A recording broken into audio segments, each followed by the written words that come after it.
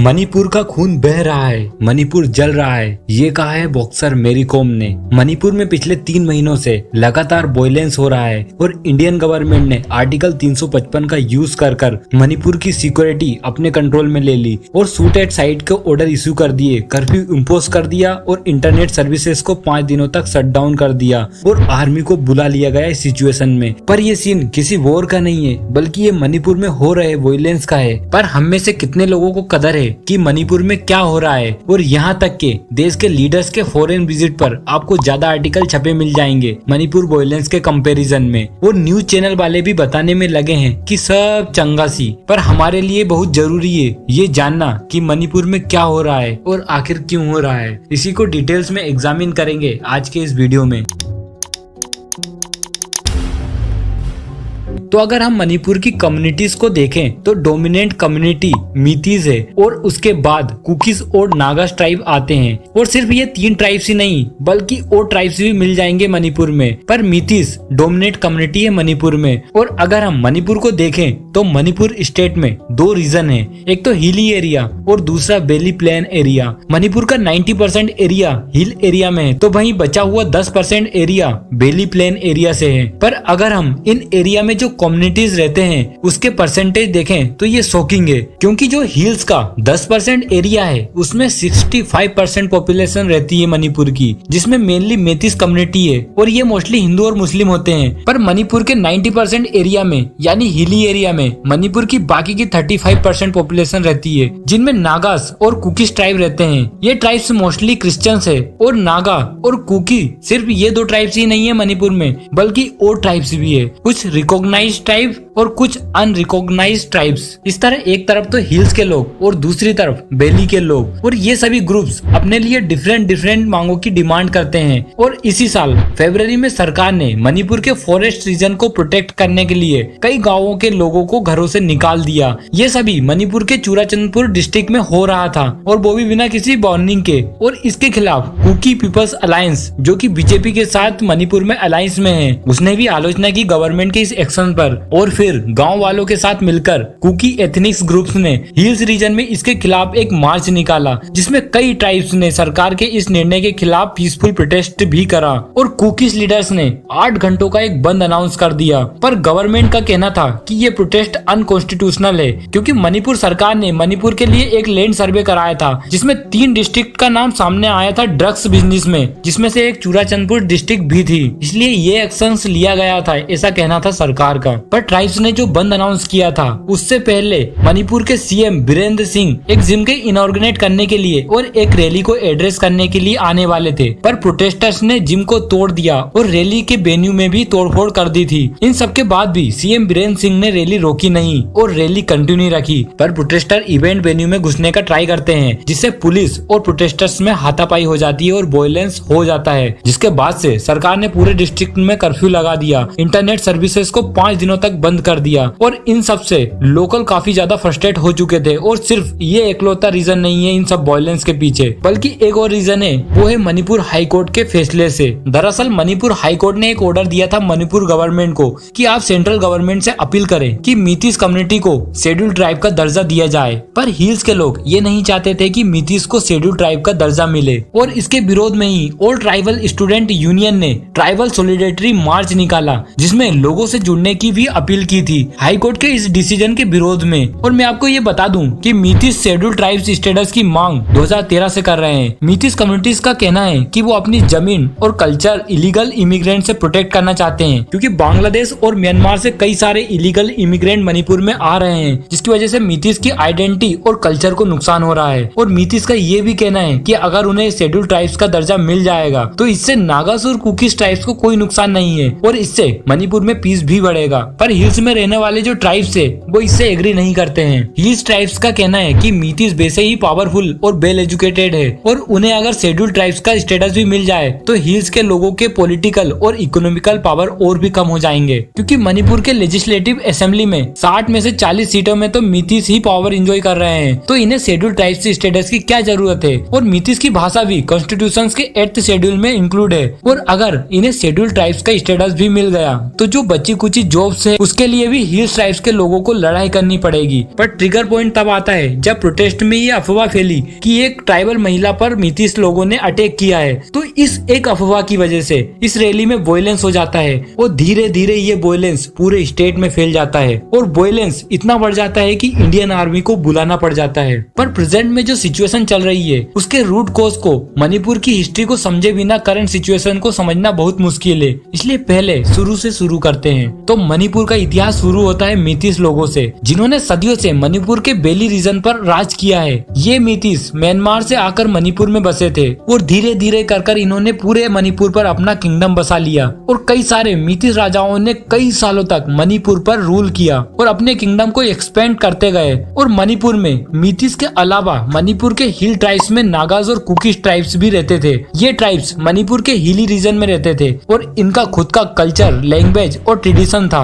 मीतीस kingdom ने कई सारे मिलिट्री कैंपेन भी चलाए ट्राइब्स के खिलाफ और हिल्स ट्राइब्स पर दबाव डाला कि वो मीतीस रिलीजन और कल्चर को अडॉप्ट करे, क्योंकि वो अपने किंगडम को एक्सपेंड करना चाहते थे। जिसकी वजह से दोनों कम्युनिटी में डिफरेंसेस और वॉयलेंस होता रहता था। सिर्फ डिफरेंसेस ही नहीं बल्कि कई बार तो इन दोनों में अलायंसेस भी बनी और एक दूसरे से ट्रेड भी करते थे। पर ये सब चेंज होता है और 1819 से 1825 के बीच बर्मा एम्पायर ने मणिपुर को इन्वेड कर देते हैं। इस इन्वेजन में मीतीस एम्पायर की हार होती है, जिसके बाद मीतीस लोगों पर दबाव डाला गया बर्मीज कल्चर और बुद्धिज्म को एडॉप्ट करने के लिए। इसके अलावा हिल्स ट्राइब्स के अगेंस्ट मिलिट्री कैंपेन भी चलाए गए, कई ट्राइबल लोग मारे गए और कई सारे गाँव को तहस नहस कर दिया। और ये सिलसिला चलता रहता है वो भी 7 सालों तक, जिसे दी 7 ईयर डिस्ट्रक्शन कहा गया है। फिर ये सिलसिला थमा 1826 में, जब पहली एंग्लो बर्मा वॉर हुई और इस वॉर में अंग्रेजों ने बर्मी किंगडम्स को हरा दिया और मणिपुर को अपने कंट्रोल में ले लिया। और फिर 1835 में अंग्रेजों ने मणिपुर को इकोनॉमिकल एजेंसी बना दिया, जिसे 1890 में अपग्रेड कर मणिपुर को फुल प्रिंसली स्टेट डिक्लेयर कर दिया।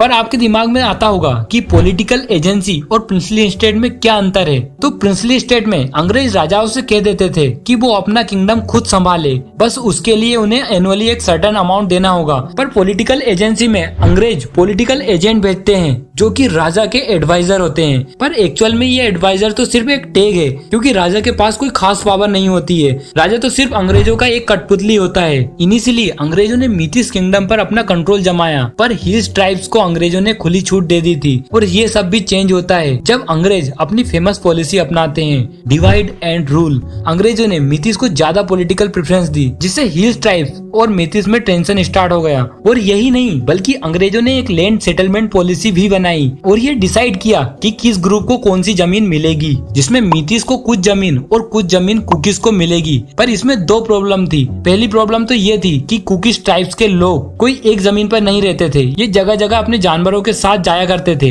पर परमानेंट जमीन मिलने से ये अपने कल्चर को फॉलो नहीं कर पाते। और दूसरी प्रॉब्लम थी कि अंग्रेजों ने ज्यादा फर्टाइल जमीन मीतीस को दे दी थी और कम उपज वाली जमीन कुकीज को दे दी थी, जिसकी वजह से मीतीस और हिल्स ट्राइब्स के लोगों में टेंशन बढ़ती जाती है। और ये सिलसिला इंडिया की आजादी के बाद भी नहीं थमा। और भारत को आजादी मिलने के बाद अंग्रेजों ने मणिपुर के महाराजा बोध चंद्र सिंह को मणिपुर के लिए 3 चॉइसेस रखी कि मणिपुर को किसके साथ मिलना है, इंडिया के साथ, पाकिस्तान के साथ या इंडिपेंडेंट रहना है। और राजा का निर्णय था कि मणिपुर इंडिपेंडेंट रहेगा। पर इससे इंडिया की प्रॉब्लम तो बढ़ने वाली थी, क्योंकि मणिपुर स्ट्रेटेजिक इंपोर्टेंट है इंडिया के लिए, क्योंकि मणिपुर म्यांमार और चाइना के साथ बॉर्डर शेयर करता है, जिससे इंडियन गवर्नमेंट को डर था कि मणिपुर में जो कम्युनल वायलेंस हो रहा था उससे इंडिया में इंस्टेबिलिटी ना आ जाए। इसलिए इंडिया के लिए इम्पोर्टेंट था कि मणिपुर इंडिपेंडेंट ना रहकर भारत के साथ मर्ज हो जाए। और थैंक्स टू सरदार पटेल साहब 1949 में मणिपुर मर्जर एग्रीमेंट साइन कर लेता है। पर मणिपुर इंडियन स्टेट नहीं बना, बल्कि मणिपुर यूनियन टेरिटरी बनता है। और इस मर्जर से पहले कई सारे लोग प्रोटेस्ट करते हैं, क्योंकि लोग मणिपुर स्टेट में मोनार्की नहीं चाहते थे और इसी के लिए लेजिस्लेटिव असेंबली बनाई गई। पर जब महाराजा ने मर्जर एग्रीमेंट पर साइन किया था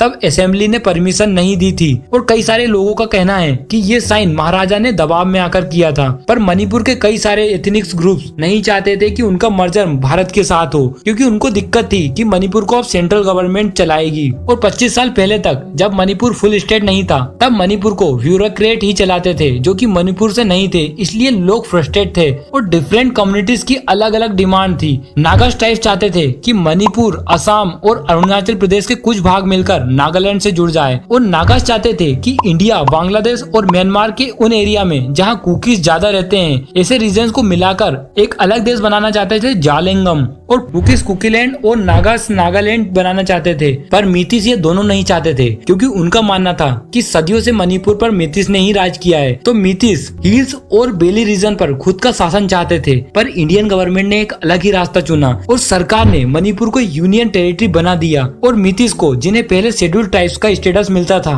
वो भी उनसे छीन लिया। और इसमें इंडियन गवर्नमेंट का आर्ग्यू था कि मणिपुर में आपकी ही तो डोमिनेशन है, तो आखिर आपको शेड्यूल स्टेटस की क्या जरूरत है। और इसके अलावा मीतीस अब हिल्स रीजन में जमीन भी नहीं खरीद सकते थे और इंडियन गवर्नमेंट ने नागास और कुकीज को शेड्यूल ट्राइब्स का स्टेटस दे दिया और वो कहीं भी जमीन खरीद सकते थे। पर इससे कोई भी प्रॉब्लम सोल्व नहीं होती है। फिर 1972 में मणिपुर को यूनियन टेरिटरी से स्टेट बना दिया गया था और इसी साल मणिपुर के पहले इलेक्शन होने थे। पर मणिपुर में 60 असेंबली सीट है, जिसमें से 40 सीटें तो मीतीस डोमिनेंट बेली एरिया से हैं, तो वहीं सिर्फ 20 सीटें ही हिली रीजन से हैं। यानी मीतीस कम्युनिटीज के लिए इलेक्शन जीतना काफी आसान होता है और इसी कारण से मोस्टली मणिपुर के चीफ मिनिस्टर्स मीतीस कम्युनिटीज से होते हैं। और हिली एरिया के लोगों का मानना है कि इसी वजह से मणिपुर की जो पॉलिसी बनती है वो उनके खिलाफ बनाई जाती है और सरकार उनसे डिस्क्रिमिनेशन करती है। और मीतीस का कहना है कि डिस्क्रिमिनेशन सिर्फ ट्राइबल के खिलाफ ही नहीं बल्कि उनके खिलाफ भी हो रहा है।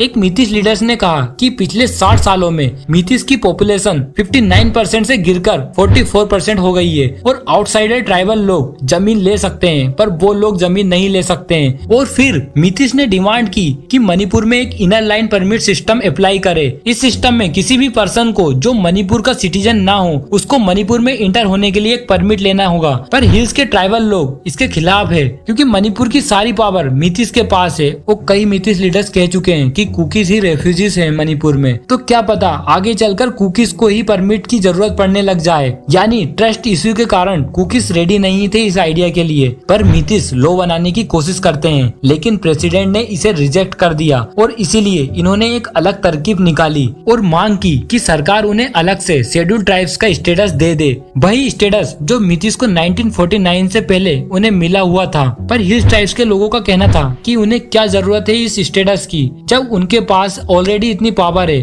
और इन्हीं कारणों से मीतीस और हिल्स ट्राइब्स के बीच लड़ाई होती है और पूरा स्टेट जलने लगता है और पूरे स्टेट में वायलेंस होने लगता है। और हमें ये समझना जरूरी है कि मणिपुर में हमारे ही भाई बहन है और इस वायलेंस को रोककर इसके सॉल्यूशन पर विचार करना चाहिए। पर ये प्रॉब्लम बहुत कॉम्प्लेक्स है और किसी इंटर ग्रुप कॉन्फ्लिक्ट से ये प्रॉब्लम सोल्व नहीं हो सकती है, बल्कि ऐसी प्रॉब्लम इकोनॉमिक चीजों से सोल्व कर सकते हैं, क्योंकि एक दूसरे का इकोनॉमिक कंट्रीब्यूशन जरूरी है ताकि कम्युनिटीज एक दूसरे पर इकोनॉमिकल डिपेंड हो, जिससे वायलेंस कम हो सकेगा। इसके अलावा हमारे लीडर्स को भी इस इश्यू को सीरियस लेना चाहिए, क्योंकि अगर इलेक्शंस होते तो लीडर्स कैंपेन के लिए मणिपुर पहुंच जाते, पर आज मणिपुर जल रहा है तो लीडर्स चुप क्यों। मैं कोई मजाक नहीं कर रहा हूँ, बल्कि फॉरेन ट्रिप से लौटते से ही माननीय पीएम भोपाल पहुंच जाते मेरा बूथ सबसे मजबूत प्रोग्राम के लिए और 1.5 घंटे से भी ज्यादा बात होती है, पर मणिपुर के लिए एक शब्द नहीं बोलते हैं माननीय पीएम। पर इस चुप्पी से कहीं ज्यादा जरूरी है मणिपुर की प्रॉब्लम्स का सॉल्यूशन। अगर वीडियो इंफॉर्मेटिव लगा हो तो इसे शेयर करें ताकि मणिपुर सिचुएशन के बारे में सभी को पता हो। जय हिंद।